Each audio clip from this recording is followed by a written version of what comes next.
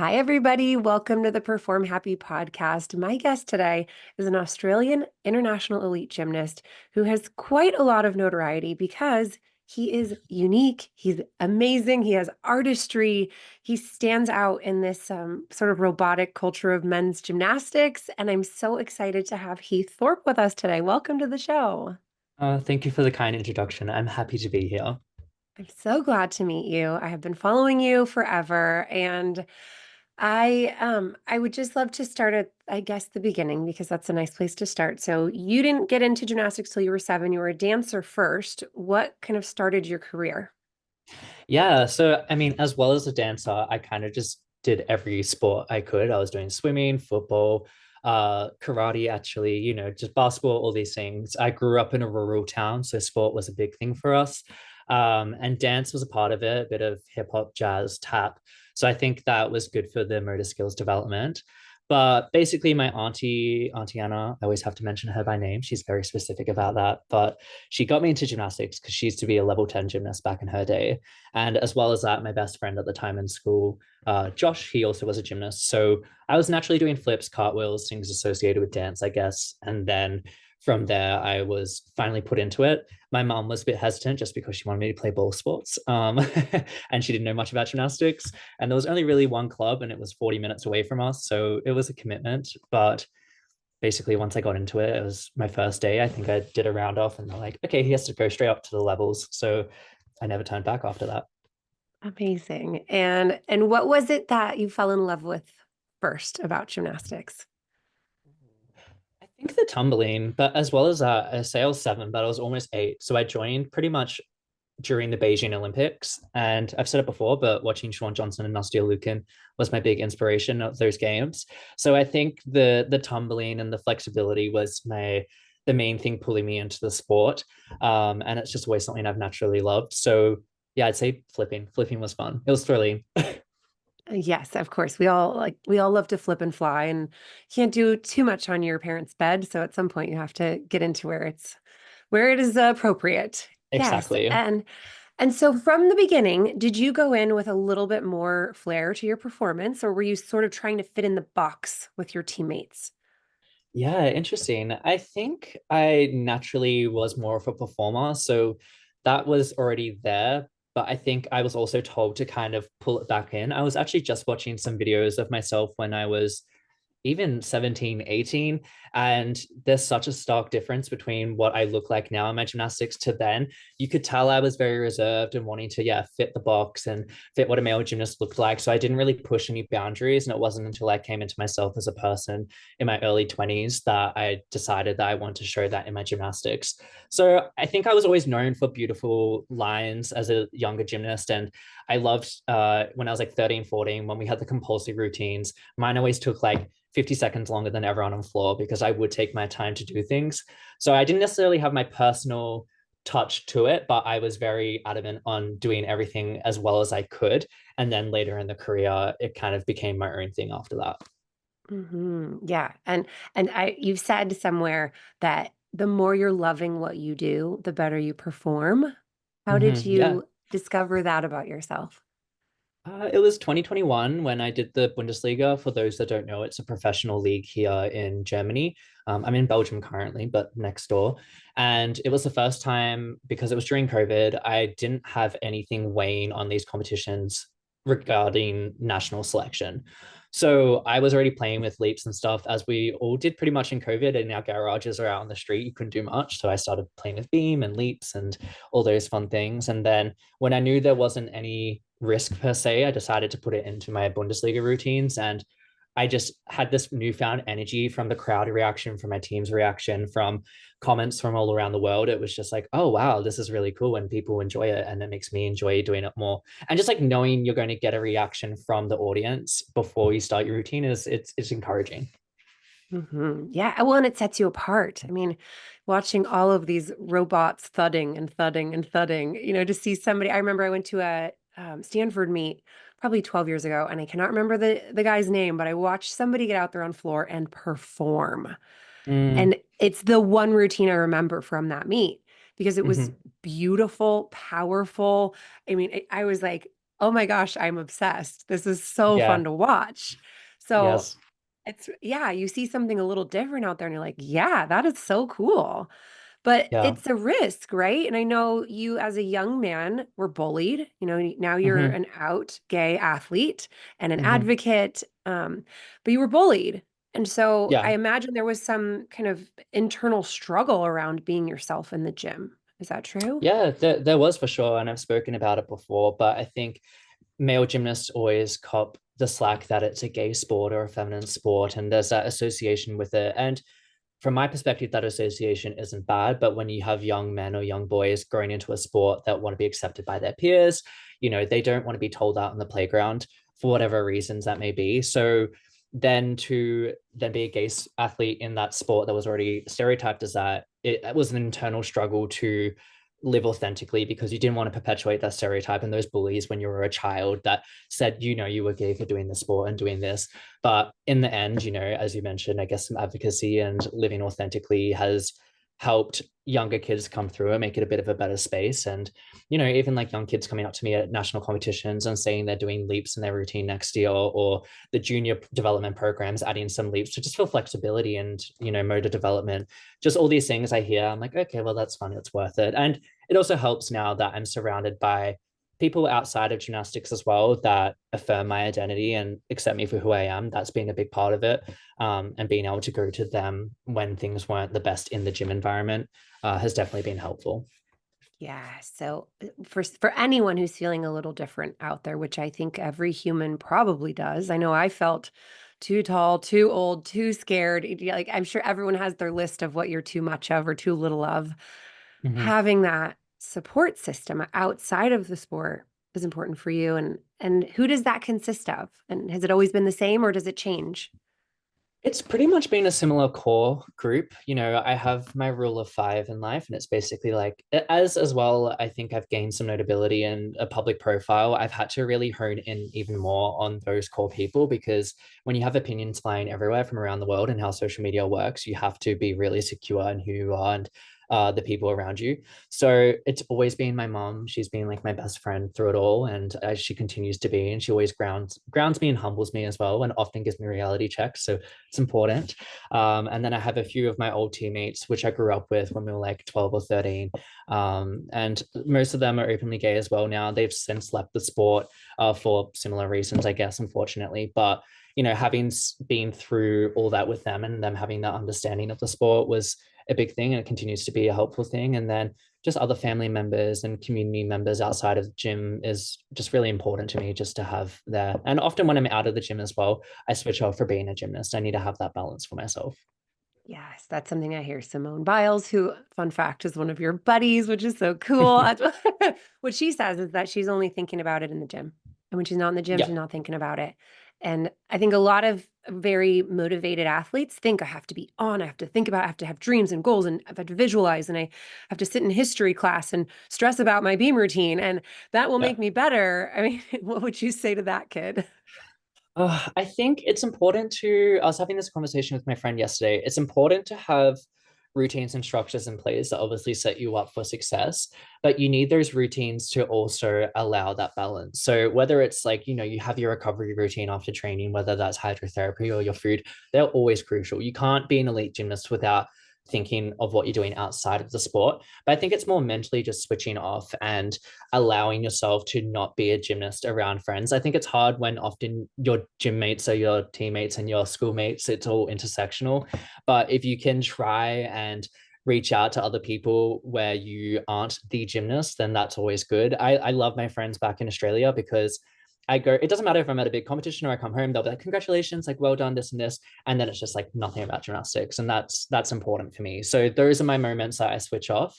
But obviously you are gonna have consequences if you don't take care of yourself, but also taking care of yourself is that balance mentally. So it's just finding where you lie with it and understanding what your routine is and what you need because everyone's going to be different. But trial and error is a great way to do it.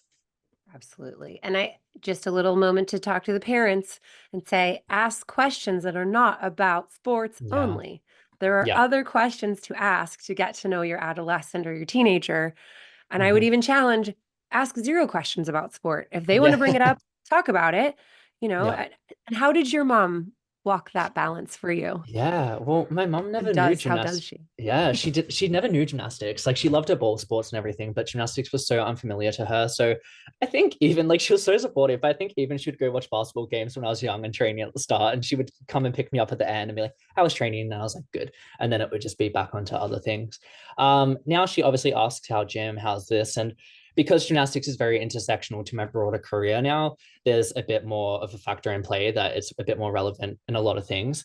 But in saying that, she's always just grounded me in priorities other than gymnastics, whether it was schooling or I remember, I think one time I got in trouble from a coach from talking back and she was just like, you know what, you're not going to training for like 2 days because I prefer you to be a good person than a good gymnast. And that was something that I think was very foundational to me as well. Just understanding that being a well-rounded person is better than being a successful athlete. And you can be both. That's the thing. You should be both. But often we're told to sacrifice or compromise other things in our life to get to where we want to get.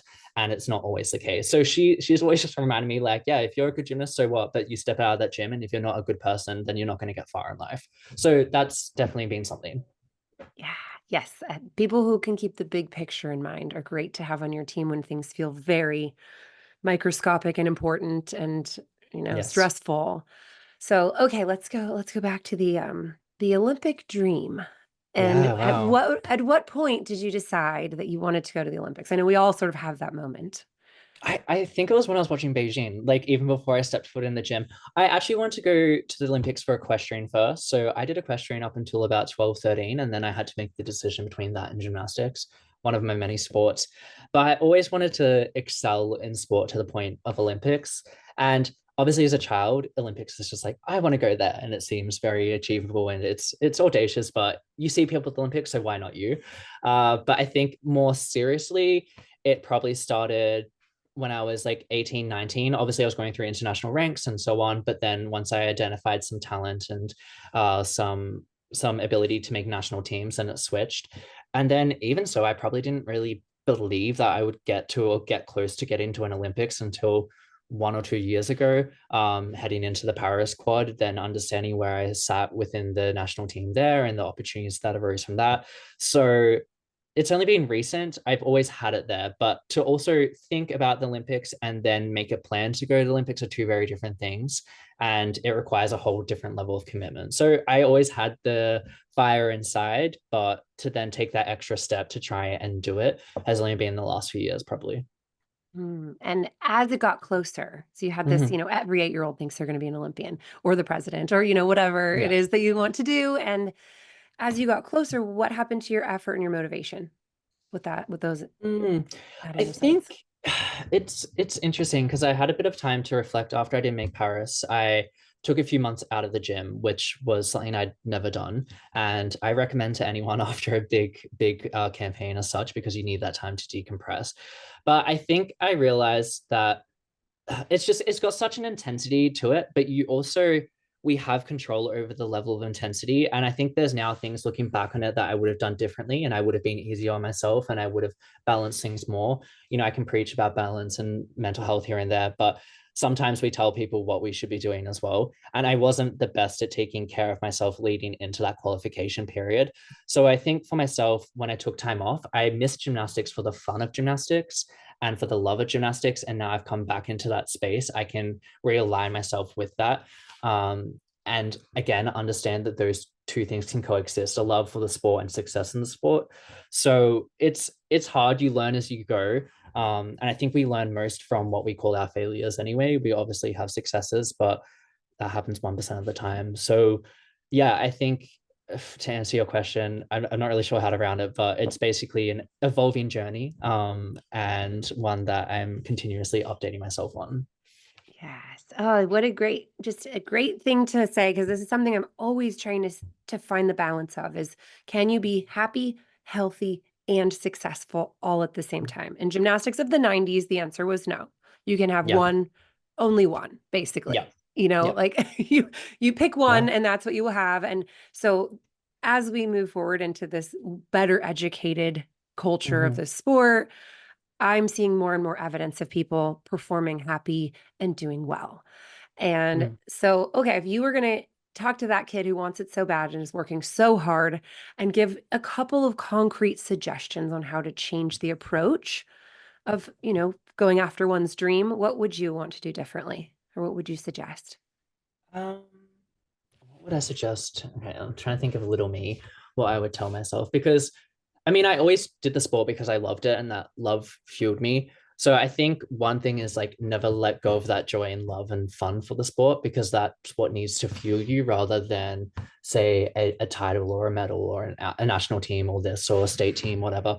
There's no point in making those milestones if you haven't enjoyed the journey.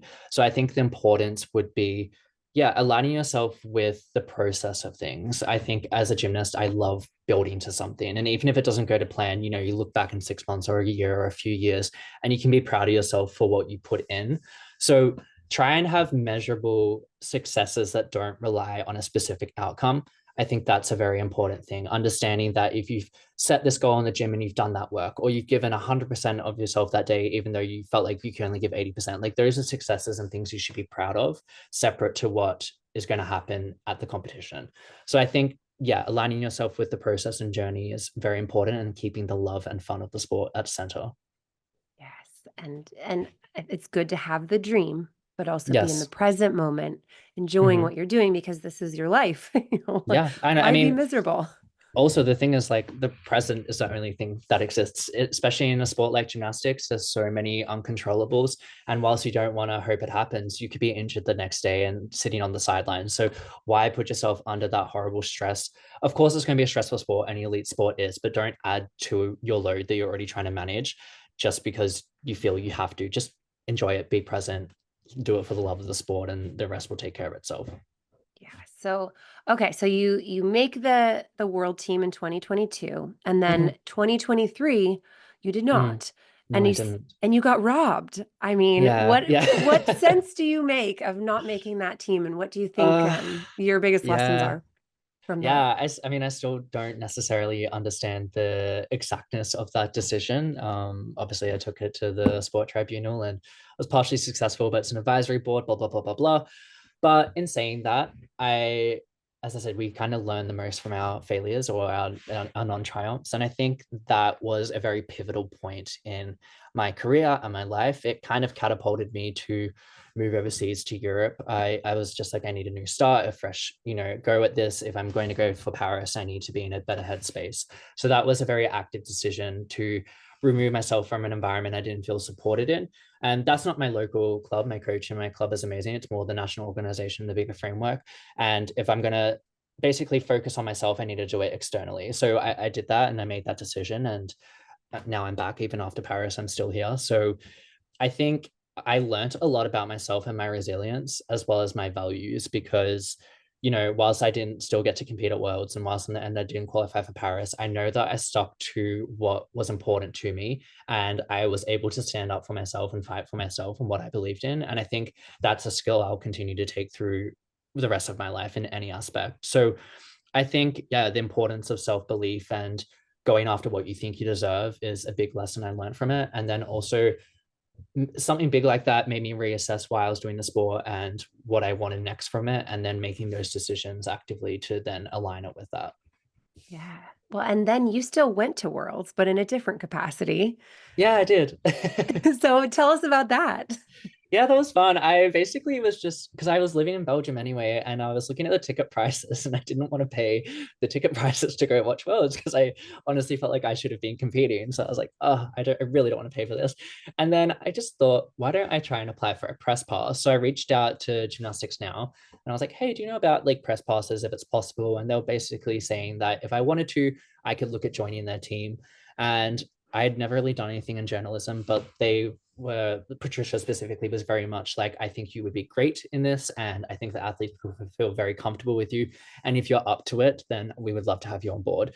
So I was just like, yes, I'm very much in my stage where I'm just in my life, I'm saying yes to a lot of things and seeing where it takes me. So that was one of those things. And then I kind of realized that I wanted to explore a further career in media from that. And I ended up doing the broadcasting for the games after I missed out on that as well. So that was an opportunity I didn't expect to have. But it was great. It was great to be on the floor. And I think it was very as frustrating as it was to watch from the sidelines, it was also very healing to be in that space, feeling the support from the global gymnastics community as well. That was a very big thing for me. I think I would have felt a lot worse if I was sitting at home or sitting in the crowd. But to have the support from fellow gymnasts and coaches and teammates from abroad was very endearing, and it helped heal that process for me. I mean, how fun is it for Simone Biles to be like, you should be here with us? Yeah, I know, it was very sweet. And even just even in the media section, the USAG communications person came up to me and said, "Hey, Simone just wants to make sure that you get a question every interview and this and this." So even that was just like, she knew I wanted to be on the floor, but she was like, "I'm going to try and make it the best situation for you and help you out here." So yeah, a lot of love for her. Yeah. Oh, and it makes me think about like the power of our goals that we Hmm. have to like be careful of our words because you really technically did get your goal of going to Worlds. And, It's true. you know, so that you sometimes you have to look at it and go, well, maybe this actually is the dream that I didn't know I had Yeah. Yeah. that is coming true. And Hmm. I just love a silver lining look at. Absolutely a silver lining. And I think it's just, that's, even when I say trust the process in gymnastics, I think that's very much a life motto these days, and kind of follow the leads and the opportunities, and don't look at everything as a failure, but try and see the silver lining in a lot of things because they're there. And then just because we have, especially as athletes, we have a very clear focus of exactly what we want, process by process. When it goes out of line, we need to also be able to go with the chaos and see where it leads us. So I'm very, very blessed and grateful I did that. And yeah. Yeah, it just makes me think about every athlete I've talked to who is grateful for their injury and grateful for their failures and grateful because these it changes the trajectory in such magical ways sometimes. So just to, Mm. for anyone out there who's feeling like they're not on their timeline or they're not getting what they wanted, I would look for the gifts in it and the gratitude in it because I promise that there is something. You're building Sure. resilience, you're building courage, you're building new skills, communication skills, career skills. I Yeah. mean, yeah, I know you're mad that you're injured and you don't get to compete or whatever, Yeah. but there usually is looking back a really, kind of great outcome for those tough moments. And you, of course, had your own share of injuries and setbacks as an Yeah. athlete. Yeah. What were some of the biggest, best nuggets of wisdom you got from Oh, those? nuggets of wisdom I got from it. I think similar to taking time off for injuries, taking time off actively after Paris, I learned a lot of similar things. And sometimes rest is like really good, like really, really good. I feel, I was talking to my coach the other day. I was doing basically my routine I did for Oceania Championships, and I was like, this is so much easier. This is so much easier than when I was at peak fitness. And mentally, I'm so refreshed, and it nothing feels blurry. And I just know exactly what I need to do and how I need to do it. So I think that time and that break, similar to a silver lining conversation, is is often needed. And I think, you can attribute things to whatever reason you want, but I sometimes imagine it as my body telling me to take a break and to take a breath. And I try and see it as that it's telling my mind to catch up and chill for a little bit. And there's always something to work on. There's always skills to work on. There's always other areas of your life to work on as well.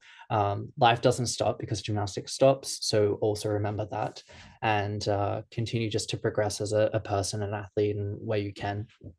Yeah, yes, great advice. And so something I always love to talk about is the mental side. So Mm, do you have any kind of favorite mental strategies that you have honed over your years competing? yeah. So I am known for my mental blocks. Like, I am very bad with mental Same. blocks. Yeah, historically, at least, I've been very bad with mental blocks. And I've progressed a lot with it, but it took a lot of work with a sports psychologist and a normal therapist, and it took a lot of work talking to my coaches and teammates. But I think self-belief, we mentioned self-belief, but I think the work to achieve it is a lot more than people estimate, and it goes deeper than yourself as an athlete as well. I know I've had to reflect on my self-worth and my self-belief as a person to then translate that to my gymnastics. So I think my advice with mental blocks and mental well-being in the sport is, it often also is a factor or a consequence of something beyond gymnastics as well. I think people don't see that whether it's stress in family or school or friendship groups, that always comes into the gym with us. So whenever I get a mental block, it's because I have something else going on. And it's like subconsciously it comes into my brain and I'm like, I don't know how to do this skill anymore.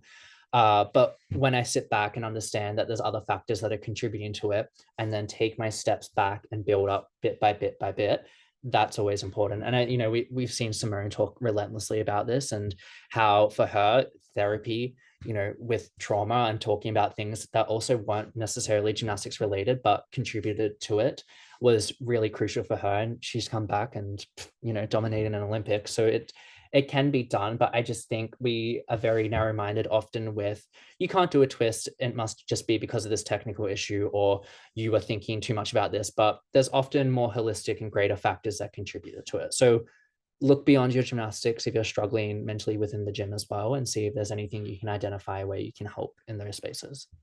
Yeah, well, and I notice with adolescents in particular, the 12-year-old, Mm, there are, I mean, just being 12 yeah. has so many threats inherently. Yeah. You're trying to fit in, you're trying to reach your goals, you're trying to please your coach, you're trying to please your parents, you're not getting enough sleep, you're trying to be perfect, trying to get the Mm-hmm. good grades, your foot hurts, you don't like your lunch, it's like people, coaches are like, "What are you afraid of?" And they look at them like, "I don't know." And the answer is Yeah. everything, right? Yeah. That kid in science today said, like, it's just never ending. Mm-hmm. And so yeah, it's like, yes, you definitely need to look into, like, okay, what are the stressors? But for a kid like Yeah. that, how do you recommend that they sort of like make peace with those stressors and then do the work in the gym to get the confidence back on those skills? I feel like my first advice would be, you're not going to be 12 years old forever. So it's not to invalidate anything you're feeling or experiencing right now, but no, things often get a lot better later in life. And those issues are not going to often be beyond a few weeks or days or months, and I'm not saying it makes it any easier to deal with, but just know it does get better. But as a more practical sense, I think keeping an open line of communication with your coaches, with your teammates, with your parents, and your support network is crucial in being able to communicate those stresses on before they bottle up and burst. I think prevention is better than reaction. So allow yourself for those pockets of conversations and just keep those check-ins going. And that should also be for you to say to your teammates and your family and your friends, how are you going? Are you okay? Are you feeling this? And then it should be reciprocated as well. Absolutely. I mean, just the ability to walk into a gym and go, "Coach, I'm feeling off today." Yeah.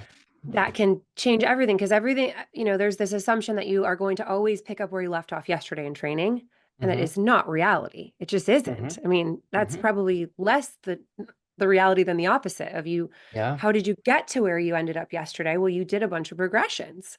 Mm-hmm. So Mm-hmm. why would you think you wouldn't want to do those progressions again to build up to that confident place? Mm-hmm. So I think cutting yourself some slack, especially when when you know that you're feeling overwhelmed or you're feeling Yes. like life is on you a little heavy today. Mm-hmm. Coach, hey, can I start on the low beam? Or Yeah. I know the assignment is 10 on high beam. Can I do twice as many on low beam? That was Sam Mm-hmm. Peshik's back with her Mm-hmm. coach. And then her coach Yeah. would say yes. So it's No that worries. Yeah. twofold.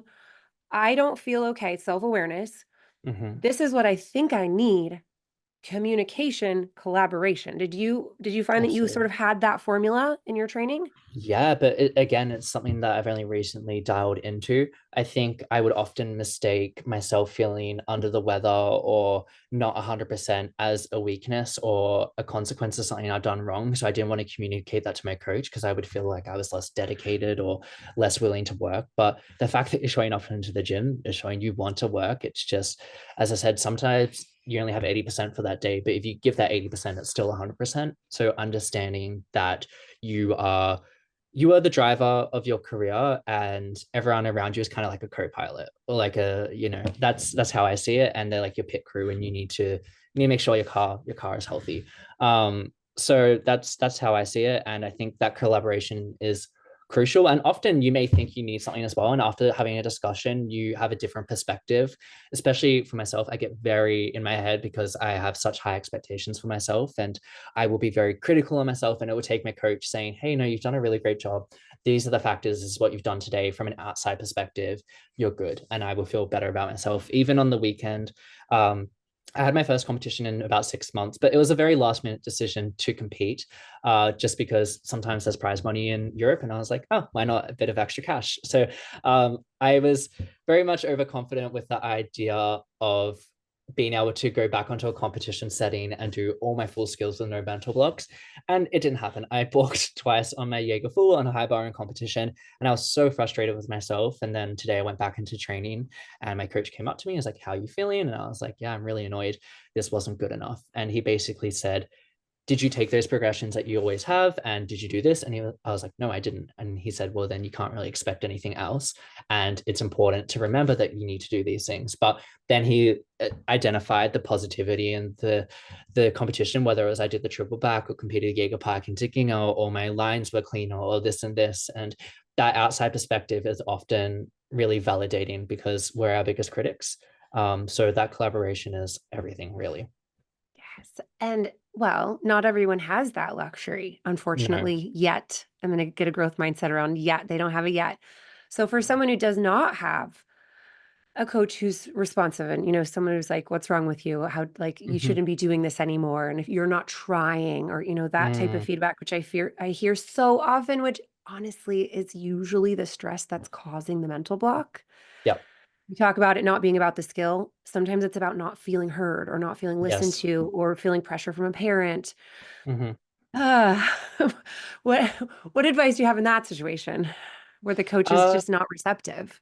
yeah, I mean, it's incredibly frustrating and yeah, it's often disappointing, but I think that's when the idea of the pit crew or your support system comes in. Your coach isn't the dictator of your career.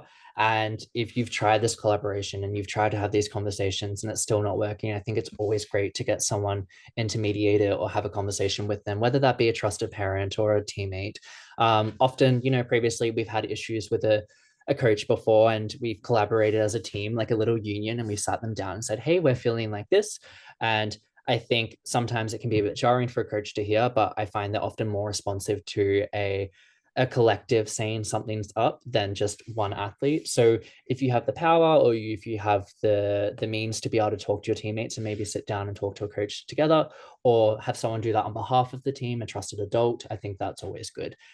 Because yes, it's great to have attempt those collaborations, but if someone's not willing to, then there's only so much you can do, especially as a kid. So yeah, have your trusted adults. Yes, absolutely. I was just talking with Miss Val recently, and she Mm, said that her team sat her down and said, "You're failing us," basically, mm, right at the beginning of mm-hmm, her career when she was emulating these sort of abusive coaching tactics. And they mm-hmm, were like, this isn't working. And so, mm-hmm. these brave athletes in the 90s to be able to sit someone down, I think Yeah, today yeah, it's more imaginable that you can, absolutely. a group of parents say, hey, can we have a meeting? We'd love to Yes, have a yeah. meeting. Mm-hmm, And that can be terrifying. And there's so much fear of, how are they going to react? Are they going to mm-hmm. retaliate? And I'm like, well, that's really good information. If a Yeah, coach is going to be retaliating because of constructive feedback, yep, that's good information to know if that's a place where you truly fit. It for might not sure, be. But I think we all have a responsibility to educate the people around us who for sure. have the ability to grow and change. Mm-hmm. And ultimately we're all here, we're helping kids. Like it's Yeah, kids. yeah, We gotta exactly. Gotta be Go do good. Be better. good to the kids. Yes, Yes, do of better. Okay, so I just want to hang out with the mental blocks just a second longer. course. So first of all, I want to tell you guys, there are so many Olympic hopeful elite athletes who have struggled with mental blocks their whole life. It Yeah, is not yeah. weird. It's normal, actually. It's a thing that Yeah, happens to humans. And I yep. wish I knew that when I was 14 because I quit because I thought I was too scared for the sport. Mm-hmm, So, what if you had to kind of put it into like, this is how I get through fear? mm-hmm. What is your process? I divide it into manageable tasks. So whether that is if I'm building a routine and one of my main skills is not happening that day, we do a routine with a timer instead. Separately, we go and work the skill onto a softer landing or we build it up. But you don't, I mean, sometimes occasionally you do need that push where you're like, I really just need to do this and go for it. But if that doesn't work, there's no point just beating a dead horse pretty much. You need to really focus in on the process and the structure of the skill and do manageable tasks at a time. So again, collaboration and talking to your coach is really important. but try not to get too overwhelmed and try not to get frustrated, because it just makes it 100 times worse. And when emotions come in and come into play, then yeah, it's not fun, and it's not fun for anyone in the gym either. So I think manageable tasks day per day, and then reassessing what that looks like the next day at the start of a session. But don't feel like a failure, or don't feel like you're not good enough if you can't get yourself to do it, because gymnastics is a really hard sport. It's really dangerous. And when we're surrounded by elite level athletes or people who are very talented, we often forget that. But what you're doing is incredible, and it requires a lot from your mind and body. So remind yourself of that and understand that some days it's just not going to happen. Some weeks it might not happen, but there's always a solution and a way around. Um, I've had to learn different skills entirely. If you watch my high bar routine, everything's on one side of the bar because I just couldn't get myself to do the catch ups or go over the bar. And in the end, that's worked out really well for me with the new creative points and the skill values I've built to. But that's just an example of finding a solution and working around it. And even sometimes there's an issue with that, but we do a timer instead that day and we do the skills over pit, and then I move back. And yeah, just always break it down. Yes. Yep. That's it. Don't be afraid to take a step back. I like a Yeah. good 2 block rule that if you're freezing up a couple times, your brain is sending a message of I need Yeah. reassurance. And Mm-hmm. then how can I reassure my brain that this is safe? Yeah, Which I have a rule of two or three pretty much. If the Mhm. skill isn't working that day, two or three times, I move on. And it's just, Yeah. I'll do it tomorrow, coach. Don't stress.